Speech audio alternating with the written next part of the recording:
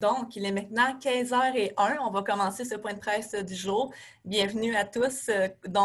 Aujourd'hui, jeudi le 29 octobre 2020, nous allons faire le point sur la pandémie de la COVID-19 pour l'Abitibi-Témiscamingue. Pour ceux qui ne me connaissent pas encore, mon nom est Anne-Marie Trépanier. Donc, comme à l'habitude, nos deux porte-paroles. Pour commencer, Madame Caroline Roy, PDG du CIS de l'Abitibi-Témiscamingue, aura quelques messages pour vous. Et pour finir, Dr. Omobola Sobenjo de la Santé publique viendra parler des données du jour. Donc, sans plus attendre, Madame Roy. Oui, bonjour. Bonjour à tous. Encore une fois, c'est un plaisir de pouvoir m'adresser à vous. En fait, mon simple message aujourd'hui, c'est de réitérer encore une fois l'importance de garder la rigueur sur les mesures qu'on respecte au sein de notre région. Puis, vous avez certainement écouté le point de presse ce midi du premier ministre, là, M. François Legault, qui mentionnait comment la situation se dégradait dans certains autres pays, dont notamment en Europe, notamment aux États-Unis, avec des situations qui, au même ratio là, de population, sont beaucoup plus importantes et critiques que notre réseau au Québec. Et nous, au sein de notre province, en Abitibi-Témiscamingue, on est réellement là, avec un taux actuellement qui est très faible là, au niveau de la transmission de la pandémie. Puis vous allez le constater également dans les chiffres puis dans l'information que Dr. Sobenjo va pouvoir nous transmettre aujourd'hui. Mais c'est par le maintien puis la rigueur des différentes mesures qu'on va être capable de demeurer ainsi. Puis d'ailleurs, notre premier ministre, Justin Trudeau, là, fait référence à notre région d'Abitibi-Témiscamingue où on a réellement une situation qui est beaucoup plus favorable que dans d'autres secteurs de notre pays. Donc, c'était mon simple message pour aujourd'hui, Anne-Marie. Merci. Merci beaucoup, Madame Roy. Donc, je passe maintenant la parole à Dr. Sobenjo. Oui, merci Anne-Marie. Bonjour à tout le monde, merci d'être là cet après-midi. Donc aujourd'hui, je vous confirme que pour nos 24 heures, nous n'avons pas de nouveaux cas confirmés. Toutefois, en raison d'un ajustement dans le système, un ancien cas, donc un cas qui a eu lieu il y a plusieurs semaines, qui est maintenant rétabli, a été réassocié à notre région. Donc c'est quelqu'un ayant une adresse de l'Abitibi-Témiscamingue, mais pour une raison, n'apparaît pas dans la liste de nombre de cas pour l'Abitibi-Témiscamingue. Donc, il n'y a pas de nouveaux cas dans les dernières 24 heures. Toutefois, le nombre total de nouveaux cas depuis le début de deuxième vague en Abitibi-Témiscamingue est maintenant 59 cas. Et le nouveau cas qui vient d'être réajusté et dans l'AMRC de Vallée de l'Or, c'est qui porte le nombre dans Vallée de l'Or à 24 plutôt que 23 que nous avons précédemment.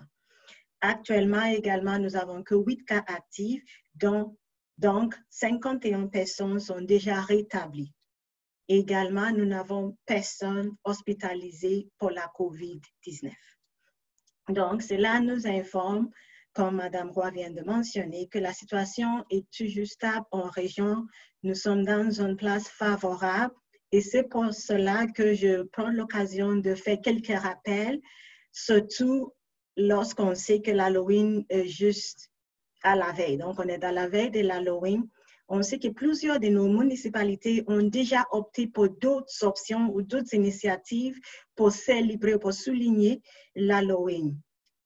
Toutefois, pour ceux qui vont poursuivre la collecte de porte-à-porte, c'est important de se rappeler que c'est important que la circulation se fait avec les membres de la même famille. Donc, pas de collecte avec des amis.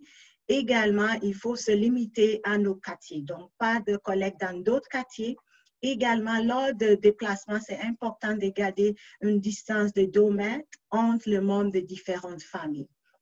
C'est important aussi de se rappeler que le nombre permis pour le rassemblement privé c'est 10. Donc, il ne faut pas être plus de 10 personnes dans une maison ou un endroit privé, même pendant la période de l'Halloween.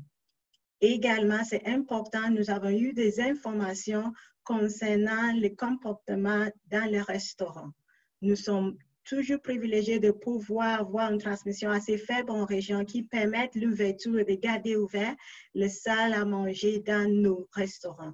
C'est important que les gens, lorsque vous passez au restaurant, de respecter les consignes, c'est-à-dire on ne peut pas être plus de 10 assises autour d'une table et ces 10 doivent provenir de la même famille. Donc, si c'est des personnes qui proviennent de plusieurs familles, c'est important de garder qu'ils soient assis à plus de 2 mètres parce que, bien évidemment, on ne peut pas porter de masque lorsqu'on mange. Donc, c'est important qu'il y ait une distanciation de 2 mètres entre les membres de différentes familles ou il faut avoir des cloisons, des barrières entre ces familles. Donc, c'est important de faire ces rappels parce que c'est des mesures que nous avons prises qui nous ont permis d'être toujours dans le palais jeune et de garder la transmission faible au sein de nos régions. Donc, on vous remercie pour tous les efforts que vous avez faits et on vous prie de continuer à le faire. Merci. Merci beaucoup, Dr. Sobanjo. Donc, nous sommes déjà rendus à la période de questions. Comme à l'habitude, vous pouvez soit lever la main, écrire votre question directement sur le chat ou bien ouvrir vos micros. Je vois déjà que M. Denoncourt a levé la main, donc je commencerai par lui. Oui, bonjour, merci beaucoup. Alors, ça, là, ça m'a interpellé là, dans les restos.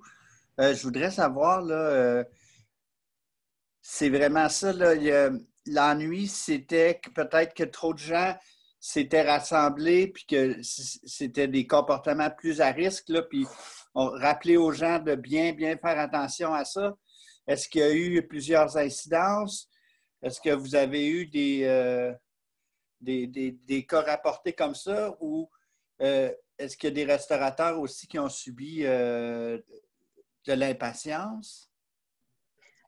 Merci pour votre question. Pour l'instant, on n'a pas eu des cas associés à ça, mais on a constaté, on a eu des gens qui nous ont signalé que dans certains endroits, il y a eu des rassemblements. Et aussi, nous avons eu des informations que des fois, lorsque la question est posée, si les gens proviennent de la même maisonnée, ils répondent que oui, alors que c'est évident que c'est non. Donc, on veut que les gens collaborent. C'est sûr que les restaurateurs ne vont pas s'obstiner avec les clients, mais c'est important, c'est une responsabilité civile de tout le monde de respecter les règles et de dire la vérité lorsque c'est présent au restaurant. Merci beaucoup. Prochaine main levée de Annie-Claude Lino de ici Abitibi-Témiscamingue. Oui, bonjour, Dr. Sobanjo. Bon, si mes calculs sont bons, si tout se passe bien puis que les règles continuent d'être suivies, on pourrait tomber dans le 0 cas actif au cours des prochains jours. Est-ce qu'il y a une possibilité que la région revienne au vert ou on va rester au jaune tant et aussi longtemps pour garder les gens alertes? Merci pour votre question. C'est une très bonne question. Oui, évidemment, le nombre de cas actifs diminue d'une journée à l'autre. Et oui, ça se peut si la situation se maintient, qu'on tombe à 0 cas actifs. Toutefois, tant qu'il y a des régions rouges et des régions oranges autour de nous, par prudence, il faut rester dans la phase pré-alerte. La bonne chose, c'est que la majorité de mesures ou les indications ou les exigences ne sont pas vraiment différentes entre le vert et le jaune, mais être jaune nous fait un rappel que ça peut partir assez rapidement, comme on a vu au début du mois d'octobre. Merci beaucoup, Dr. Sobanjo. J'irai avec une question à l'écrit de la part de Marie-Hélène Dagneau de RNC Média qui nous demande « Avons-nous des données concernant le nombre de tests de dépistage qui se fait par semaine? » Oui, nous avons les données. La dernière semaine, nous avons eu moins de tests de dépistage, mais je vais vous dire, nous avons fait que 1436 tests de dépistage, ce qui est un peu moins que nous avons fait au cours des semaines précédentes. Toutefois, il faut mentionner que lorsqu'on a des cas, la santé publique nous-mêmes étant une des indications pour passer un test, la santé publique réfère souvent plusieurs personnes à aller se faire dépister. Donc, s'il n'y a pas de nouveaux cas, il n'y a pas de personnes qui sont référées par la santé publique. On le fait encore. On a des fois des gens qui ont été exposés soit dans une autre région ou pour d'autres raisons, qu'on réfère à les faire dépister, mais on en a moins lorsqu'on n'a pas tant de nouveaux cas déclarés. Cela aussi explique d'une manière pourquoi nous avons constaté une diminution du nombre de tests de dépistage. Merci beaucoup pour la précision. Prochaine main levée de la part de Michel Ducat de la presse canadienne. Bonjour, Dr. Sobanjo. Les efforts qui ont été consentis par les gens de la région sont fort admirables. Ça a permis de garder la région en jaune. On vient de parler de 4 jours là, sans nouveaux cas de COVID. Par contre, on va avoir une fin de semaine très chargée. Le Festival du cinéma international ouvre ses portes. Il y a des invités de l'extérieur qui s'en viennent. On repart le hockey junior majeur avec les Huskies contre les Foreurs de Val-d'Or.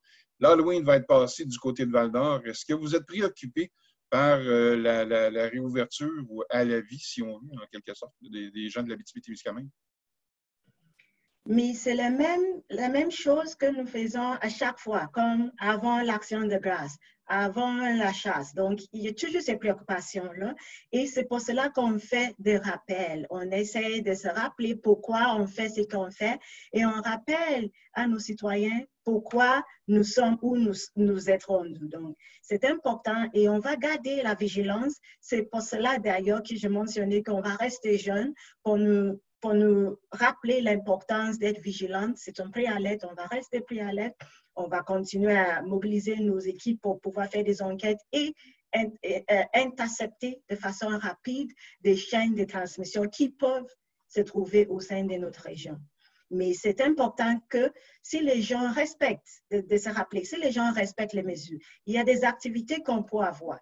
Mais si c'est fait de façon à respecter des consignes qui ont été élaborées, des recommandations qui entourent ou encadrent ce type d'activités, le risque est encore diminué. Merci. Merci beaucoup. Donc, prochaine main levée, Annie-Claude Luneau. Oui, de retour. Je continuerai peut-être sur le même thème là, que mon collègue, M. Ducas, sur le Festival du cinéma. Il y a effectivement des invités des zones rouges quand même au-dessus d'une vingtaine, 25 même, si mes calculs sont bons. Qu'est-ce qui a été fait pour accompagner le Festival du cinéma pour s'assurer que ces gens-là ne deviennent pas des vecteurs de propagation dans notre région? Donc, ce qui va être important, c'est l'interaction que nous aurons ou que la population de l'Abitibi-Témiscamingue auront avec ces personnes-là qui arrivent de la zone rouge. C'est-à-dire, si quelqu'un donne un spectacle et la personne est capable d'organiser des activités et la personne est capable de garder une distance et les personnes qui sont à distance, le risque diminue. Donc, la façon dont l'activité va avoir lieu et les types de rapprochements ou les interactions que nous avons avec ces personnes-là. Donc, je sais que des fois, il y a des gens que c'est l'occasion de voir quelqu'un qu'ils ont toujours voulu voir en personne, mais ça va être important s'ils sont à rapprocher à ces personnes-là, de ne pas passer trop de temps, de faire quelque chose de rapide et de porter des couvre-visages pendant ces types d'interactions, de le garder limité, de le faire à l'extérieur, de porter un couvre-visage et de faire l'hygiène des mains avant et après. Et si plusieurs jours ou quelques jours après, ils constatent qu'ils ont des symptômes, c'est important de s'isoler et d'aller se faire dépister le plus rapidement que possible. J'ai des questions écrites de la part de Marie-Hélène Daigneault qui s'adresse à Mme Roy. Donc, où en sommes-nous rendus dans la réorganisation temporaire du personnel infirmier? Avons-nous des chiffres, par exemple, du nombre d'infirmières qui seront déplacées? Bien, en fait, oui, je peux vous donner quand même quelques informations là, sur l'avancement de la séquence pour vous confirmer que pour l'actualisation dans le territoire du Témiscamingue, donc particulièrement qui concerne Ville-Marie, la date d'actualisation est le 2 novembre, donc lundi prochain, où là, il y aura la réorganisation qui va s'installer avec l'ensemble des trajectoires révisées pour donner accès de façon différente aux services à la population en utilisant moins d'infirmières, mais tout en maintenant là, une offre de services avec en fait un report d'activité qui concerne la vaccination en milieu scolaire qui, elle, sera reportée au printemps, alors que les autres services offerts à la population seront maintenus, mais offerts différemment, soit par un autre type d'emploi, soit à un autre endroit. Sinon, pour les autres territoires d'RLS, la date d'actualisation est à la mi-novembre, donc elle vous sera confirmée prochainement. Puis, c'est vraiment les mêmes modalités là, avec un niveau d'équité régionale et une même logique clinique qui va s'appliquer dans l'ensemble des autres territoires.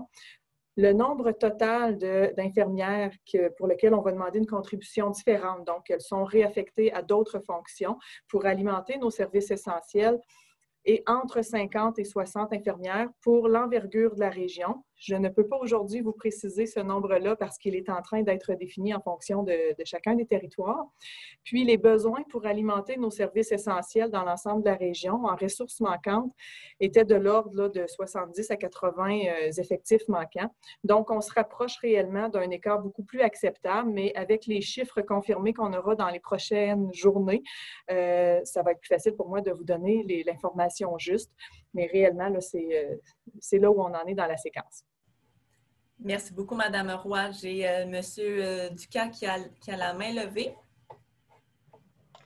Oui, Dr. Sobanjo, cette semaine, on a eu droit à un beau cocktail météo, typiquement témiscabitibien, avec des températures qui sont allées jusqu'à moins 14 et peut-être même moins 16 dans certains secteurs. Une couple de bonnes bordées de neige ici et là. Est-ce que le fait qu'on arrive en hiver, surtout en Abitibi-Témiscamingue, ça va devenir un casse-tête pour vous, pour justement le contrôle de la pandémie, ou peut-être que ça va vous aider? C'est une bonne question. On ne sait pas encore, mais ça va être à voir. D'une part, l'arrivée de l'hiver va forcer les gens à l'intérieur et nous savons que le fait d'être à l'intérieur, dans les espaces assez clos et dans lesquels on ne peut pas ouvrir les fenêtres, donc la ventilation, c'est peut-être un peu moins pour propager la transmission du virus. Mais de l'autre côté, nous savons que les Abitibi-Témiscamingiens sont des gens qui aiment faire des activités hivernales. Donc, le fait que les gens vont sortir, aller faire du ski, aller faire des patins, des raquettes et des activités à l'extérieur dans la nature va aussi avoir un bon impact parce qu'on sait que la transmission est moins l'extérieur favorise moins la propagation de virus. Donc, ça va être à voir et ça va être à nous de se rappeler et pour ceux qui vont passer plus de temps à l'intérieur, ça va être important de limiter des personnes différentes avec lesquelles on passe de temps à l'intérieur. Si on garde avec nos familles, c'est correct. On peut avoir des amis de temps en temps, mais on s'assure qu'on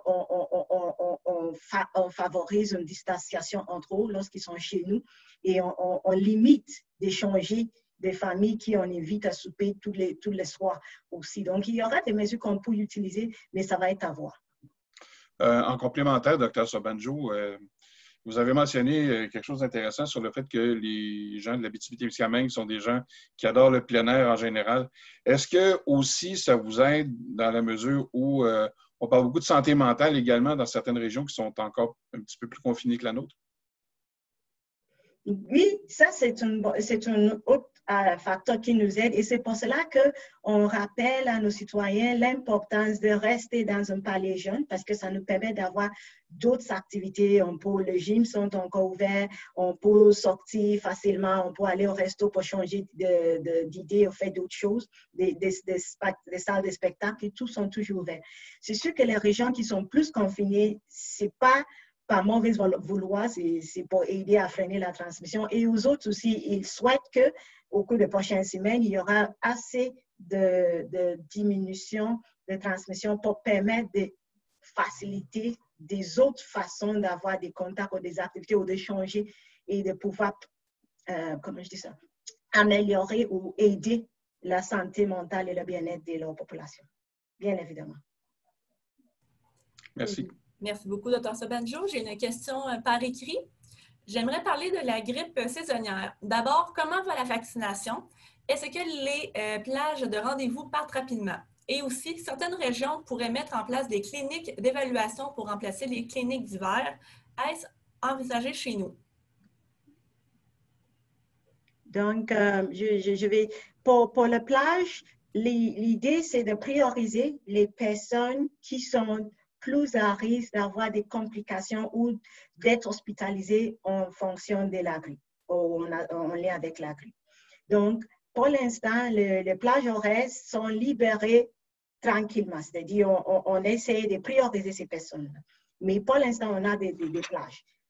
L'autre chose, c'est qu'on va devoir poursuivre pendant plus longtemps la vaccination contre la grippe pour permettre, étant donné qu'on ne peut pas faire comme on a fait des années précédentes, on ne peut pas faire de vaccination de masse, donc ça va être prolongé au cours de plusieurs semaines. Les cliniques d'évaluation, nous, en région, on n'a jamais, il y a toujours eu l'opportunité d'avoir comme des cliniques d'hiver pour soulager l'engagement dans les salles d'urgence dans plusieurs régions. Mais nous, en Abitibi-Témiscamingue, on a toujours été en mesure de ne pas avoir à ouvrir les cliniques d'hiver ou des cliniques d'évaluation. Actuellement, en lien avec la COVID, nous avons une clinique d'évaluation et étant donné que les symptômes de la grippe sont semblables à ceux de la COVID, les gens qui présentent des symptômes nécessitant une évaluation médicale sont référés à nos cliniques d'évaluation qui sont déjà en place. Donc, il n'y aura pas de nouvelles cliniques, ça va être les mêmes cliniques, mais ils vont pouvoir accueillir des personnes nécessitant une évaluation médicale. Mais il faut se rappeler que pour la grippe, ce n'est pas tout le monde qui a la grippe qui doit être vu par un médecin. Souvent, les gens juste, ils ont à rester, surtout ceux qui sont en bonne santé, ils sont à rester chez eux, à prendre de Tylenol, prendre beaucoup de fluides et de reposer. Et normalement, ça se passe. Mais ceux qui ont des maladies chroniques ou qui sont plus vulnérables peuvent nécessiter une consultation. Et c'est pour cela d'ailleurs qu'on recommande le vaccin contre la grippe. Merci beaucoup pour les détails. Est-ce qu'on avait d'autres questions? On n'en avait pas sur le chat. Il n'y a personne qui semble ouvrir leur micro aussi. Donc, ça mettrait point à ce point de presse d'aujourd'hui, jeudi le 29 octobre. Je vous remercie de votre participation habituelle et on se revoit la semaine prochaine. Merci beaucoup tout le monde. Merci.